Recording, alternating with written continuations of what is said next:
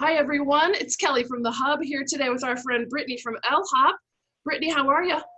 I'm doing all right. How about you, Kelly? Wee-ha! There is a lot to talk about out in the universe. So Brittany and I are coming to you at a very different time with a huge update on rent and mortgage moratorium. So the background of all of this stuff is that in Pennsylvania and federally, the moratorium on non-payment of rent ended August 31st. And yesterday, 2 days ago, it's all the same right now. On Tuesday, the CDC came out, the Center for Disease Control, came out with a rent moratorium till the end of the calendar year, December 31st. And I think a lot of us went, no, that's fake. That's a health organization. They have nothing to do with housing. And so I think a lot of us just went, yeah, okay, we'll see what happens next. And it's real.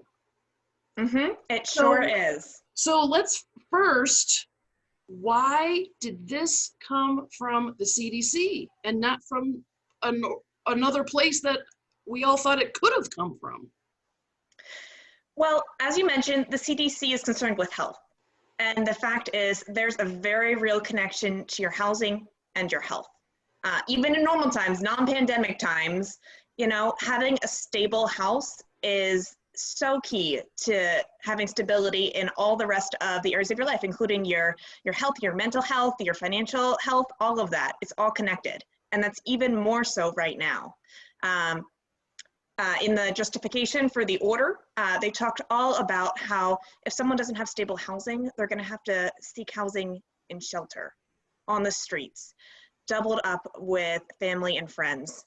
Could be multi-generational households, exposing folks that are older and way more at risk than younger folks to serious complications from COVID-19. So there actually is a very real connection to preventing COVID-19 from spreading and to having people securely and safely in their homes. Good. So this is a new program. We just learned about it 2 days ago. We're wanting to come to all of you to talk about what it is, how you can qualify, and how you can access the help. So remember, we learned this pretty much the same time as you are. So we are all doing this together, and that's one of the things that I really want to stress on a lot of this. This is about we. This is about all of us, not individual people. So we are helping you do this simultaneously. There are 7 parts of this program. And if you can check off, and we'll do this with you, you do not have to do this alone. That's why there are us's around here to help you.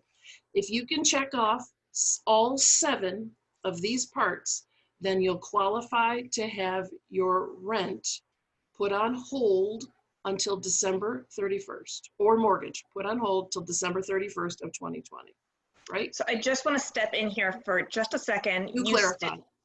You still are obligated to pay rent. The rent will still continue to be due every month, and any fees, any charges, anything will still be due. This just prevents you from being evicted from your home. Right, rent is still due. You still have to pay it, You can just put it on pause for a little bit, but it's still gonna add up in the end. Perfect, okay. Let's go through all 7 of these parts to make sure that everybody has them in their head. Remember, the best part about this, it's on video, so you can go back and watch it again to make sure all your 7 parts, you don't have to write them down. You can listen and do it again, and we'll help you. Remember, help is here. All right, part number 1. Okay, and just before we jump in, I just want to say that all of this is on a form, so you don't need to be writing this down on your own. Just like Kelly said, we'll post a link to it so that way you can click on it and read all the fine print yourself as well. But this is basically a declaration that you sign stating that all of this is true to your knowledge. You've used best efforts to obtain all available government assistance for rent or housing. So you may have heard a whole lot of confusing acronyms and titles that have been tossed around lately, possibly the Rental Relief Program from PHFA, possibly CDBG or ESG funding, CARES funding. Or It's EPN. all a whole lot of alphabet Yeah. soup. EPN, So Kelly and I are both part of the Eviction Prevention Network.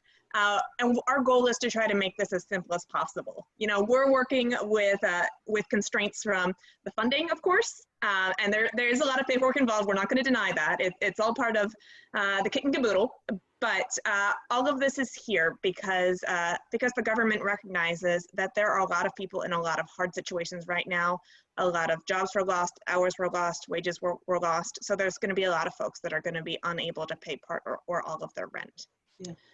So there are a couple programs. The first one we've talked about before in our hub chat, so I'm sure you can go back through the archive and look through if you're not sure what that is.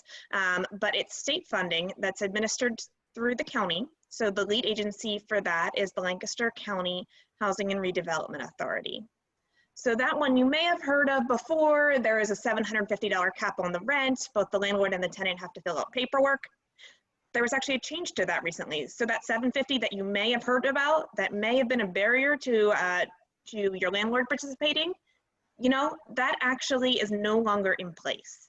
So the county commissioners authorized some additional funding because they recognize that $750 doesn't fully cover a month's rent in Lancaster for most leases. So they can now pay up to the full amount of rent. So you can access that by calling 211. They're going to direct you to the Lancaster County Housing and Redevelopment Authority, and they will let you know about the forms that need to be filled out, the supporting documentation, and go through that process. There are some folks that don't qualify for this money because you have to demonstrate a certain loss in income or unemployment status. So there's actually other funding, other federal CARES funding that came to the city and the county that they've set aside for rental assistance as well. So that's given through the EPN. So you would meet with a financial counselor, you'd meet with a case manager, they'd walk you through the paperwork and the process.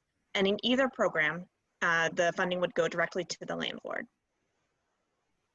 So both programs, you can be eligible for up to 6 months of assistance. So that could either be rental arrears that you owe right now, or it could be ongoing assistance if you don't owe 6 months in arrears at the moment. So for these people, this is part number one. Part number one means that you are actively seeking government assistance, and by calling 211 and getting the programs starting the paperwork for these programs, that means you would get a check for number one.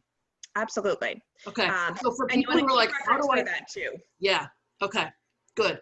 So call 211. You could call the hub. We can help you start that too. Whatever way feels best for you, you can do that. All right. Perfect. I got a check for number one.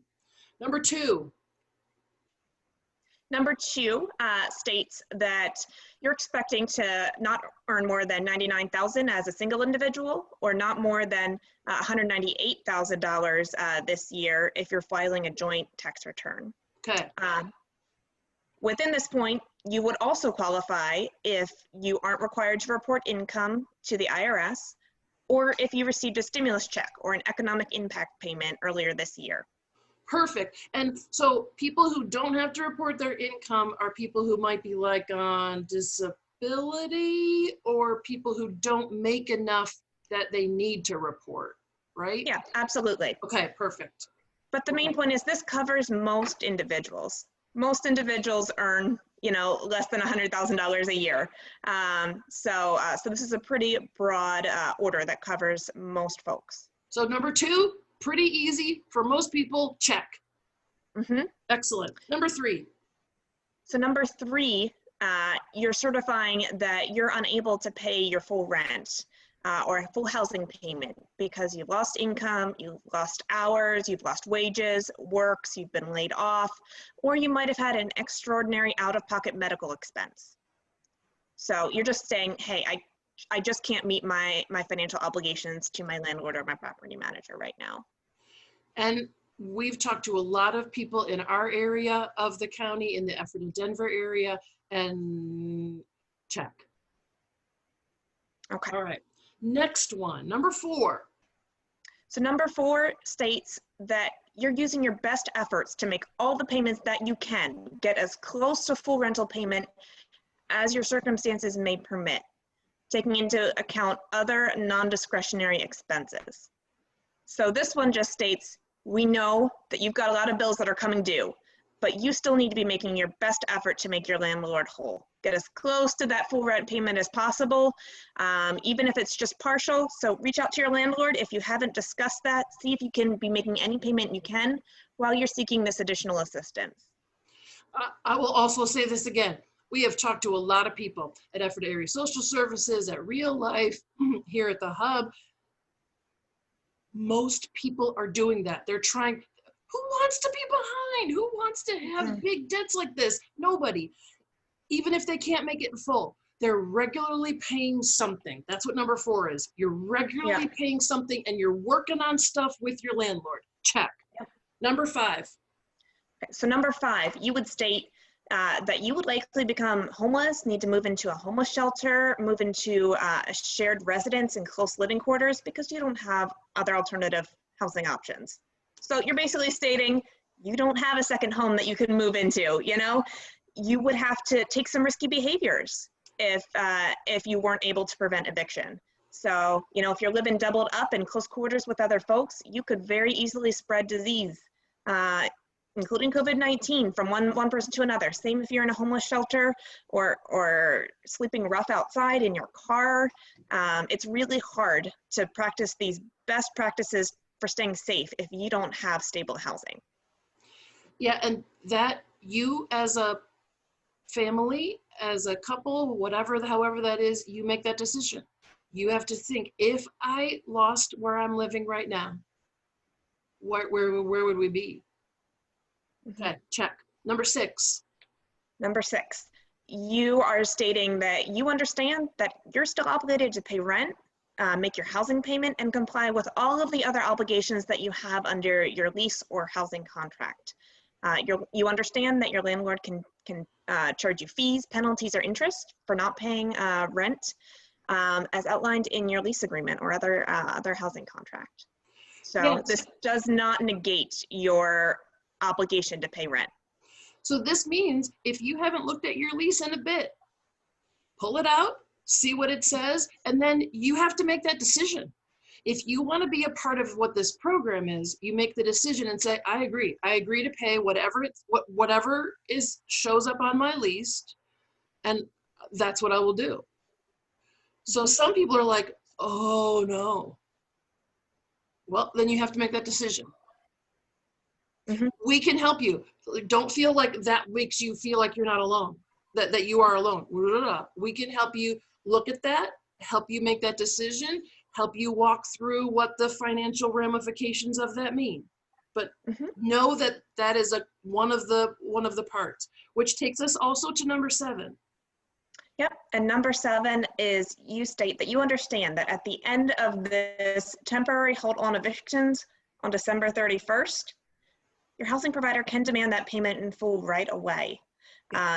So that's for all payments not made prior to this temporary hold and before. And they can pursue eviction if you aren't able to pay. That's why they're trying to make sure that you're paying as much as you can, you're communicating with your landlord, and you're accessing this assistance. So that way, you know, when the end of the year comes around, you're not facing $5,000 or $6,000 in arrears it's going to be really hard to catch up with. The more you can do now, the better position you'll be when you reach that point. I appreciate the honesty with number 7, because it says to you, they could ask you on December 31st for everything. So you need to do this. That also makes it very scary. But there is one but. We have talked about this several times as well. The eviction process is also a process. Yep. So that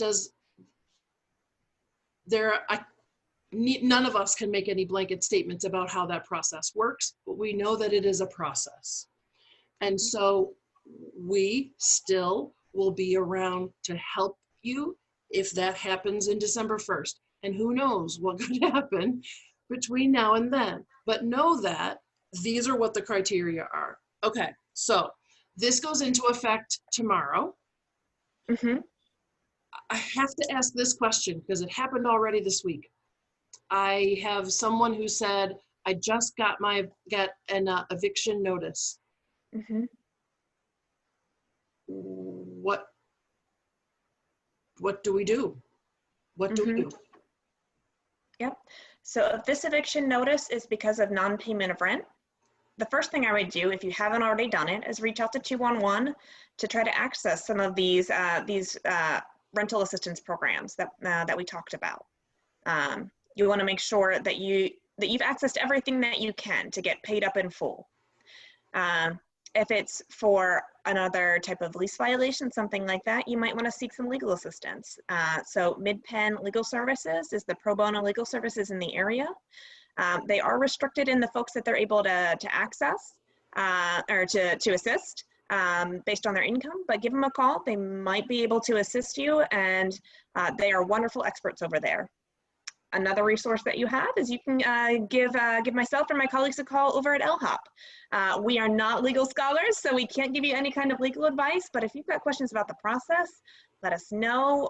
We can hook you up with one of our landlord tenant guides, which provides a great description of the process. And I would encourage you to sign this statement that we just talked about, certifying these 7 points. Give a copy to your landlord, keep a copy for yourself, so that way you can take advantage of this protection that's being offered to you. We will have that document available. We will make sure that document is available to all of our partners who are also working in this in our area in the Northern Lancaster Hub. This is important. Mm-hmm. This is very important stuff, and it's also timely. Yep. So if you are in this situation, please share it with somebody else who you know is or may be in this situation. Remember, none of us really knows what happens with somebody else. So even if there's somebody else who you know has been affected by COVID in some way, they might need help too. So this is about we've said this several times. This is about us doing this stuff together to help each other. So there's 7 points. We'll have them all listed. You can go back and watch it again. Brittany's going to share with us this document to make so that you can see it and look at it and make decisions with your family and talk to other people about it. Reach out to us. We can always help you reach out to Brittany. You can call 211 because we have a lot of ways to access services here in Lancaster County. Yeehaw. So Brittany, I got to tell you, thank you as always. You have made this clear and very understandable for everybody. I'm so glad. If I can make one last point, absolutely. There might be some landlords that are listening to this video as well. And I want to let you know that these programs are out there to help you as well. Understand that a lot of landlords are not multimillionaires doing this for fun. You know, a lot of folks own rental units because, you know, that's the income that you need to pay your mortgages on these buildings. So if you've got a tenant that's behind, reach out. We'd love to make that connection, help get your tenant's information in so that way we can get that check to you. We recognize that this is a hard situation for both landlords and tenants. Yeah.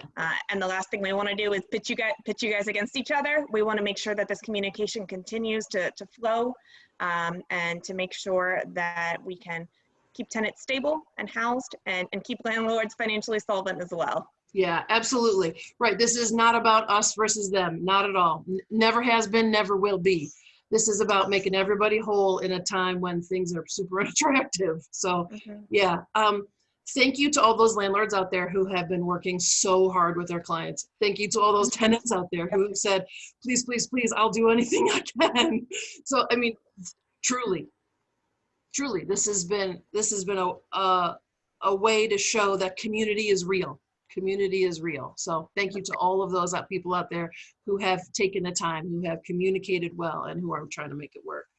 We are trying to make it work on our end too for all of this stuff.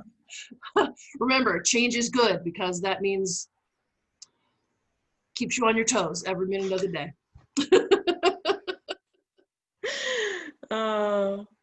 Yep. Yes, it does. All right, everybody. Thank you so much for this, and reach out with any questions. We are here to help. See you again. Bye. Bye. Everybody.